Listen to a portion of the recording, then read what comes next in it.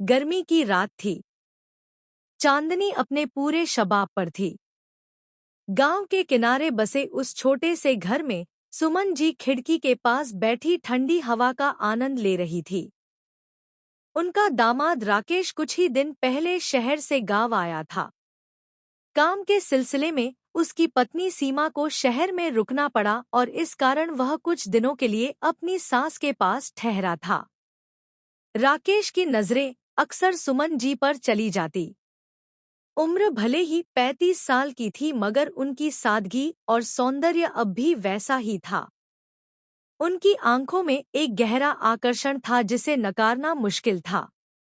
उनके घने बाल, हल्की मुस्कान और शांत स्वभाव ने हमेशा से ही एक अलग तरह की गरिमा बनाए रखी थी। उस रात जब सारा घर सो चुका था, राकेश बाहर के बरामदे में टहलने लगा।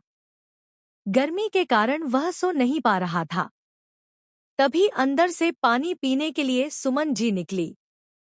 हल्की रोशनी में उनकी छाया दीवार पर पड़ रही थी और उनका आंचल हल्की हवा में उड़ रहा था।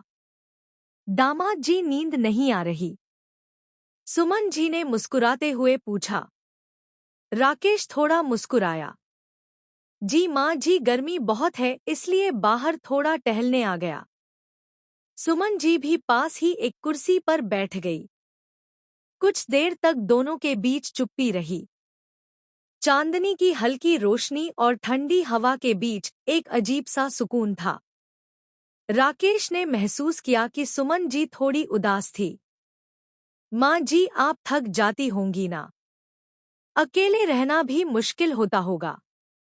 राकेश ने नरम स्वर में कहा। सुमन जी ने लंबी सांस ली। हाँ बेटा, अकेलापन बहुत बड़ा साथी बन जाता है। कभी कभी कोई बात करने वाला भी नहीं होता। राकेश की आंखों में एक कोमलता थी। उसने धीमे से सुमन जी का हाथ पकड़ लिया। आपको कभी अकेला महसूस नहीं होने दूंगा। सुमन जी थोड़ी झिझक गई मगर उनके मन में एक अजीब सा आकर्षण था। राकेश की उंगलियों का स्पर्श उनके दिल की धड़कनें बढ़ा रहा था।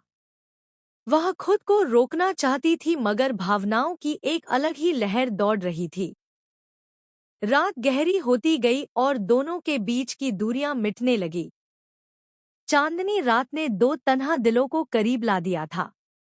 वह रात एक नए एहसास, एक नए जुड़ाव का संकेत बन गई। सुबह की पहली किरण के साथ सुमन जी की आंखों में एक नई चमक थी। उनका मन हल्का महसूस कर रहा था, जैसे वर्षों का बोझ उतर गया हो। राकेश भी एक नई ऊर्जा के साथ उठा। चाय बना दूं? सुमन जी ने हल्की मुस्कान के साथ पूछा। राकेश ने उनकी ओर देखते हुए सिर हिलाया। आज की सुबह बहुत खास है माँ जी। सुमन जी ने चाय बनाई और दोनों बरामदे में बैठकर चाय की चुस्कियों के साथ इस नए एहसास को महसूस करने लगे। यह रिश्ता चाहे जैसा भी था मगर इसमें एक अजीब सा अपनापन था जो दोनों के दिलों में हमेशा के लिए बस चुका था। दिन बीतते गए और दोनों के बीच एक नया रिश्ता पनपता गया। राकेश ने गांव में रहते हुए सुमन जी का हर तरह से ख्याल रखा।